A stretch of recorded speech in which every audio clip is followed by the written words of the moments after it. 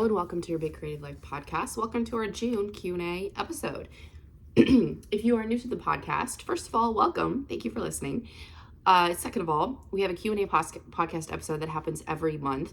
The last Tuesday of the month is when it comes out.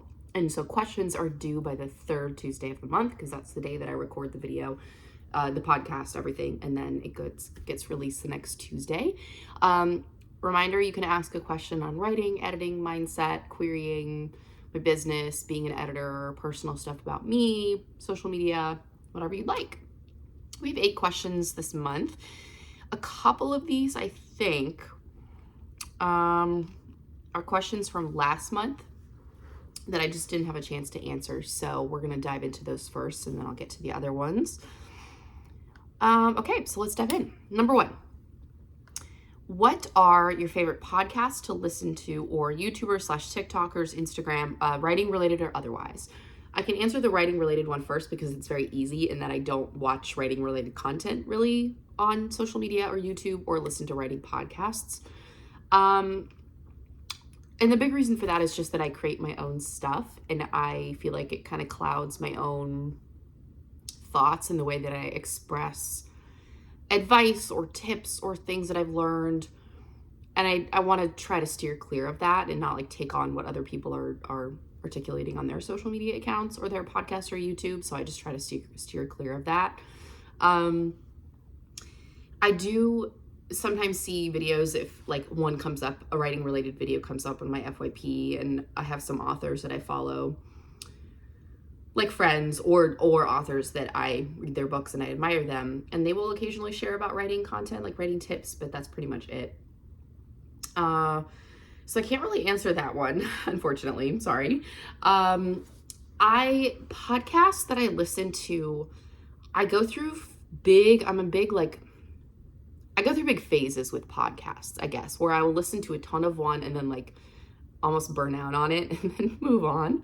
But there are a couple of podcasts that I've been consistent in listening to for a while. I used to be very into true crime, and I used to listen to a ton of true crime podcasts, and I've been off true crime for a few years now, so I don't listen to that so much anymore. I really like interview style podcasts with celebrities. It's just like a niche that I like enjoy. So I listen to Smartless. I listen to Armchair Expert. And then I also listen to Maintenance Phase and If Books Could Kill. If Books Could Kill actually might be interesting to y'all if you haven't listened to that one. There are 2 co-hosts on Maintenance Phase, and one of them, Michael Hobbs, started his own podcast with this other guy, and they talk about nonfiction. Basically just tearing apart nonfiction books that they think are poorly written and harmful and have inaccurate, like misleading information, and they just really analyze these books and tear them apart, which is great. It's really entertaining. Let me think what else. I'll listen to like a few episodes here and there of other things, but those are a couple of the big ones that I'm listening to right now. Question number 2. What writing advice have you learned that was a turning point for you in your writing journey? By the way, I have to just apologize, first of all. If it sounds like I'm losing my voice or kind of sick, I am. I'm trying to get through this episode without coughing. Okay, the biggest piece of advice, writing advice that I heard that was the biggest turning point for me in my writing career was a piece of advice that I got when I was first starting to write a book. So for context, I don't have a background in writing. I was not like someone who was always writing as a kid. I do have a degree in English Lit, but not in creative writing. And so when I decided that I wanted to try writing and I wanted to write a novel specifically, I started and very quickly felt like I was out of my depth and I didn't know what I was doing. And also the process was going so slow because I was editing as I was going through the process of writing. But I was also just trying to get everything perfect as I was writing. So it would take me like sometimes 5 minutes to write one sentence because I was thinking of how to articulate things and how to like find the perfect word. And it was going so slowly. And so I signed up for a Saturday writing class at this literary center. It was like a 2 or 3 hour thing. And it was basically novel writing 101 or like how to write a novel, something like that. And the guy that taught it was an indie author. And to be honest, I don't remember much else about the class. I don't remember it being super helpful outside of this one piece of advice that he gave, which is to not edit as you go and to let the first draft be very messy. And I had never heard that before. Again, because I didn't come from a creative writing background. And it was like earth-shattering to me because I realized that that's what I was doing. I was just being a perfectionist about it. And I was going back to look at stuff that I had written before and like tweaking it instead of moving forward in my draft. So I took his advice. I just focused on getting the rough draft out, and I got so much faster with writing, which is such a relief because when I first started, I felt like it would take me 15 years to write a novel at the rate I was going. And once I implemented that method, it sped up quickly. Now, it's not like it's wrong to do it the other way, but it's just not the advice that it's just not a way that works for a lot of people. I think most of us just have to get the first draft out quickly. We have to let it be rough and messy and not edit as we go. And that was certainly the case with me. So that was truly life-changing for me to hear that advice. I had never heard that before. Next up, what is your typical timeline for writing your books? Like timeline from first draft to revision to on submission. It's going to be slightly different for everything that I've written. I've written 3 books, and my first book took me 2.5 years to write. And I queried for a couple months, and we did revisions for probably 5 months. And then sent the book out on submission. And that one did not sell. It was right before COVID. Well, and then during COVID also. And then my second book, I actually started that book when I was writing my first book when I got stuck. But I ended up scrapping a lot of what I had and just starting over. And I actually don't really remember how long it took me to write that one. Maybe a year. Don't quote me on that because I'm sure I talk about it at some point in the podcast or on social media and I say an exact answer, but yeah, I just don't really remember. That one I queried for, let's see, maybe 4 months and found my agent. And then we did edits for maybe 6 months on that book and then sent it out. And then this book, the one that I'm editing right now that I'm hoping will be on submission soon, I had the idea for it and I started working on it a couple years ago and I got like 10,000 words in.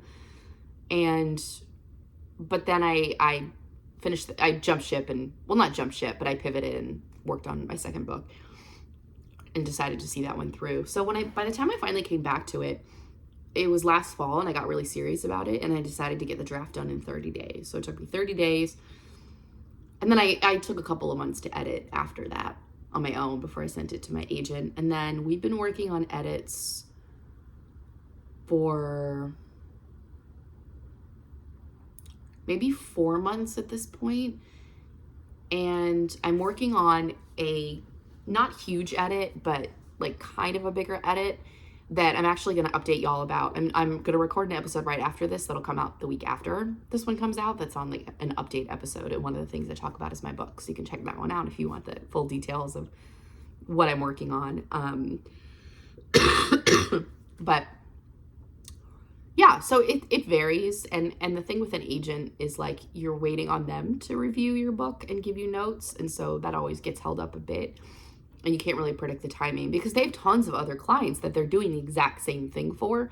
So when I say like, oh, we were editing for 6 months, it doesn't mean like for 6 months straight, I was editing and going back and forth. A lot of that was just waiting for my agent to read and get me notes back and like for us to discuss. But yeah, that's kind of what my experience has been so far. Next question. You always hear that agents / publishers want voice, put in quotation marks. How do you know when you found yours? How did you find yours? Any advice surrounding finding your style? Yes. And the advice is maybe not going to be what you want to hear, but this is the honest truth of how I think about style and voice. Embrace what comes out naturally on the page, the way it comes out. Meaning, if you think too hard about your voice and you try to force it and you try to make your writing sound a certain way, you're thinking too hard about it. You're doing too much. I need you to do less. Voice is just, the way I think about voice and style is like, we all have a natural way that our writing just happens to come out on the page with a minimal amount of shaping and guidance, because we always have to edit our own work. But some writers are naturally very succinct. They have very crisp sentences, very basic, not a lot of detailed descriptions. Their storytelling is kind of simplistic. Not simplistic meaning like it in a negative sense. I just mean like the structure of things. And then some writers are the opposite. Some writers have a lot of banter. Their writing is very witty. Some writers don't. It's a lot more serious. And it's just a spectrum across all kinds of different adjectives. And your voice is just really how things come out naturally. I do remember wondering about my voice when I first started to write, and feeling like I needed to make myself more literary, because I was coming in with the background of English lit and thinking that literary fiction was always superior and that I needed to write in a very kind of like flowery prose in order for it to be quote unquote good. And I've since completely rejected that and gotten over that belief, thank God, because it's just not true. But it did take some unpacking of that. And so when I was first starting to write, I did feel sometimes like I was forcing myself to write in a way that just didn't feel authentic to me. Because it was so much more work. I was putting in so much effort to trying to make myself sound a certain way. Now, what helped me, my first book was women's fiction, and when I started to get the idea for my second book and started trying to write it, I knew I wanted to write something with a bit of suspense and that was a bit thrillery. And I wasn't sure how much. And I remember bringing an early chapter of this book to my writing group. And one of the people in this group said, you know, you're doing something here that's really working with the tension in these pages. Like, I can't put my finger on how you're doing this exactly, but there's an undercurrent of tension in this entire like scene here. And I remember just thinking, oh yeah, like, of course there is. Like, it was just so obvious to me. And I don't even know if I would have been able to articulate it, but that comes easily to me. So that's something I really have been leaning into as a writer, my voice, my style, because that's just something that comes naturally to me. So yeah, that's what I would say. And as far as like agents and editors and publishers, when they say they want voice, my interpretation of that, because keep in mind, I'm not an agent and I'm not an editor at a publisher, I'm a freelance editor. My interpretation of that is always, there has to be a clear authorial voice, meaning that there's some kind of uniqueness or clear direction of things. It's not just flat, lifeless, boring prose or characters or plot or whatever. That it feels distinct, it feels memorable, it feels like there's passion in the actual writing. That's what I think it means. That it's not just like flat characters. Honestly, the opposite of this, I've seen people share on social media little snippets of AI generated writing. And to me, AI generated writing is remarkably flat and lifeless. Like, all the words might be in the correct order, the punctuation might be correct, but it is so soulless and flat and boring. So that's like the opposite of voice. Yeah. Okay, that actually kind of leads into our next question, which is about AI. I'm going to read this full paragraph because I do think it's important. Let me get a little drink first. I'm drinking out of I have to do dishes. I'm drinking out of my daughter's Tommy Tippy cup. Like, just not with the lid, just the cup itself. And it has her name on it because those are the little labels we have to put when we send a cup with her to daycare. Okay. Here's the question. You mentioned getting pushback in your comments indicating many people disagree with your stance on generative AI usage. Let's say people come around to your perspective. What would you say to an aspiring writer that used AI for feedback, editing, etc., but as of now, they don't want to be feeding into the AI machine? What would you advise an aspiring author do in order to course correct? For reference, I work as a writing instructor for a college, and I see rampant AI usage. When I catch this usage, I contact the writer, student, and end the conversation by directing them to scrap the entire document and start fresh. A student and aspiring professional writer are different, but I would also argue they share similarities. Thank you. I can definitely give you my opinion on this because I do have one. And this is actually a question that I had to sit with a bit before I started recording. And originally my answer was going to be slightly different. So just for some context, I have a podcast episode that I did kind of recently, like in the last few months, that you can go check out if you're curious what my stance is on AI. And spoiler, I don't think you should use it at all, generative AI. So we're not talking about like Speechify or Grammarly. I'm talking like ChatGPT or any sort of generative AI tool. It's a big no for me. And not just me, because a lot of publishers and agents and people are saying in their submission guidelines, like, you can't query me or submit to this press if you've used AI, if it's AI assisted or AI generated. So it's not just me personally saying this. Like, it's just a big, I mean, I have a lot of other reasons. You can listen to the podcast episode if you want the full breakdown. But okay, I am in agreement with you completely about starting over, scrapping this. And here's why. Initially, when I was thinking about this question and I was putting myself in your shoes, because you're right in that there are some differences between students and aspiring authors or writers who want to publish their work, whether it is a press, an agent for traditional publishing or just self-publishing. There are differences, but there are similarities. So,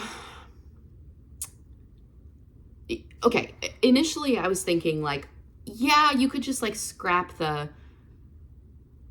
you could just go back to the version of your manuscript before you got feedback. So let's say someone brainstormed the book on their own, they wrote the book on their own, they developed the characters on their own, every part of the rough draft was theirs, and then they just submitted it into, like, they put their whole manuscript into ChatGPT, and they were like, hey, give me feedback on this, and then use those suggestions. Initially, my thought was like, well, you could just go back to the version of the manuscript from before, like before you had any AI input. But then I sat with that for a second and was like, wait, no, that's not enough, because let's follow this through. Say this writer gets the feedback and then they make changes to their book that are based on suggestions that ChatGPT, let's just say ChatGPT because that's the most common AI tool in a generative sense, they implement the suggestions that ChatGPT gave them, okay? So ChatGPT could say, this character needs some work. Like, look at the character in this scene, make this change, have their dialogue be this way. Maybe their romantic relationship could be this way. If you go in and then make changes to your book, make those changes, AI's fingerprints are now on your manuscript. Even if you didn't have ChatGPT write the book for you, you are still using ideas that were suggested by an artificial intelligence tool. So your manuscript is not, it is AI assisted because AI assisted you with ideas for your book. So it's not enough to just go back to the version you had before, because that knowledge is in your head. You know what AI has suggested for you, what feedback it's given to you. And also, I mean, just to be perfectly honest, like, how the fuck do you know that ChatGPT is going to give you an honest analysis of your book? We all know that ChatGPT skews to the side of praise and flattery and more positive feedback. That's like been proven. So ChatGPT could very well be blowing smoke up your ass and complimenting your manuscript and saying it's amazing when it's not. You might have intended to do something and it's not coming across, but ChatGPT isn't flagging it because they don't know your intent. There's so many things that it could miss or that it could wrongly say are working and aren't working. ChatGPT is not an unbiased tool. So honestly, if you're in this situation and you want to query your work or submit it to a press and they have guidelines that say no AI generated or assisted work, you can't submit that manuscript. You have to scrap it and start over, which might sound extreme if you're listening to this and you're like, wait, what? Ethically and morally, that's the only way you can do it. Because again, even if ChatGPT didn't actually write the book for you, you still got suggestions and ideas from a tool that is not your own brain. An artificial intelligence tool that, reminder, was trained off of the ideas of other authors. So that's what it's going to spit back out at you. I just don't know how you can ethically and morally submit a manuscript that was edited based on feedback from ChatGPT. So I think you do have to scrap it and start over with a different idea. And again, it might sound extreme, but like you did an extreme thing by asking ChatGPT for feedback and then implementing those changes. Like if we're going with this hypothetical scenario. So, you know, that's my answer. It's my opinion. Obviously, this is my podcast. The person asked me this question. You could disagree with that, but AI's fingerprints are on it. So there's no way to remove that except for scrapping it. This person, whoever asked this, I'm with you. I support you 100%. Edie, my cat. Okay. Next question. Did you set a goal for yourself with social media followers to hit before you queried your book? No. And in fact, you don't need to do this. I don't think it's a good use of your time. I mean, like, let me walk that back slightly. I don't want to say it's not a good use of your time. It's just like, you don't need a big social media following. You don't need a big platform to get a book deal for fiction, to get an agent for fiction. That's not something that's a requirement. I signed with my first agent when I had like a few hundred Instagram followers. It's just not. So I don't think there's a metric that you have to hit. And honestly, there's not that much difference. Like if you're at 1,000 followers and you want to try to get to 5,000 followers before the time that you query, like sure, if that's just an outside goal that you have, like okay, but that's not going to be that's not going to make an agent sign you. Even, I mean, when I queried the second time around, I had, I'm guessing, 30-something thousand followers on TikTok, maybe 40,000 followers at most, which is a tiny platform. It's not nothing, but no agent signed me because of that. It's about the book. I mean, if you have like 5 million followers, maybe then that would sway things slightly. But yeah, for most of us, it's just it's not going to matter. So I don't think you need to have a follower count. I do think, showing that you know how to post on social media, like, is a good thing, because even if you do get a book deal in traditional publishing, you're going to have to promote it somewhat yourself. So I don't think it's a bad thing. And it also just gets you comfortable posting and gets you practice being seen by people and like showing up and sharing your writing or whatever. So it's good for those reasons, but not because there's some metric of how many followers you need to have for fiction. Next question. Based on your experience with your agents, what do you look for now in your agent-author relationship? The big thing is communication, frequency, and style, meaning how frequently we communicate, kind of setting some expectations around what that would look like if I were to sign with someone. And I think that's important for anyone querying. If you get on a call with an agent, ask about communication style. And also like being on the same page. I think that's important. Being on the same page about their vision for your book, like the book that you're querying and that they're signing you and offering to represent you for, but then also just being on the same page about like your career and how they see things and their plan. Not that you have to get super specific with that, because if you're submitting a first book, you're not going to have like your entire 25-year career mapped out or anything. But if the agent has a different vision than you do, that's going to cause some tension, and that's probably not a good decision to sign with them then. So I think that's important. honestly, I also just look for someone that I feel like I can talk to. Not someone who's gonna be a best friend that I can like gab on the phone with for hours, because it is a professional relationship. They're like a business partner in some sense. But just someone that like I can carry on a conversation with. That doing a tiny bit of a vibe check is important. And then for me personally, I wanted someone who was ambitious and driven and like could hustle and was yeah, I don't know.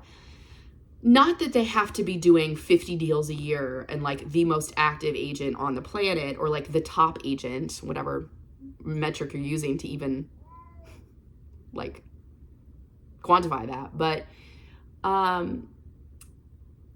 yeah, I just wanted someone who had access to, you know, good working relationships with editors at big 5 publishers. I didn't want to sign with someone who only did one deal every other year, and it was to a medium-sized press where you didn't even need an agent to submit to. That's not what I was looking for in an agent author, you know, relationship. Like I wanted someone who was driven and had experience making big deals.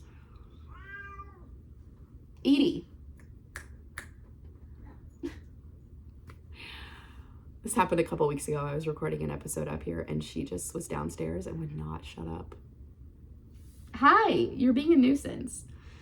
Yeah, I think those are the big things. Communication, being on the same page, feeling like I can talk to them, and the driven and the ambitious and the big deal thing, that's somewhat personal to me. Like that's just something that I felt strongly about the second time around. Okay. I think our next question is our last one. Let me check. Yeah. From your editing experience, what takes a book from good to great? This is a really difficult question to answer succinctly, because there are a lot of different answers I could give, or a lot of different like roads I could go down, because yeah, there are a lot of things, and some of this is situational. But when I think about my experience working with clients, the manuscripts that I've worked on that were fine, that were like decent when I got them, taking it from fine or good to great is often a matter of just amplifying what's already there. Meaning dialing up the characters, making them even more present on the page and fully fleshed out and dynamic, making the conflict even more big, maybe tightening the pacing so that there's not extra scenes that weigh the book down that aren't needed, taking out extra words and extra sentences that are just weighing things down, whether it's in sentences, in the dialogue, whatever. Making sure that every scene serves a purpose, that kind of thing. And yeah, it really is just making sure that like everything is exactly where it needs to be, and then amplifying what's already on the page. So a lot of times taking it from good to great is actually pretty simple in terms of what you're doing. The execution might be a little bit harder on the author's side, because that gets into specifics about how you amp up your characters, how you amp up your conflict. But that's really what it comes down to, is like all of the elements are kind of there already. It's just a matter of bringing those things out. It's like when you're cooking with something and like it's a little bit bland, but like there's promise, you know, it could be good, and you have to like season it, add a few new things, stir it up, let it simmer a bit longer, and then like it's amazing. You know, it's like it's that kind of thing. Yeah.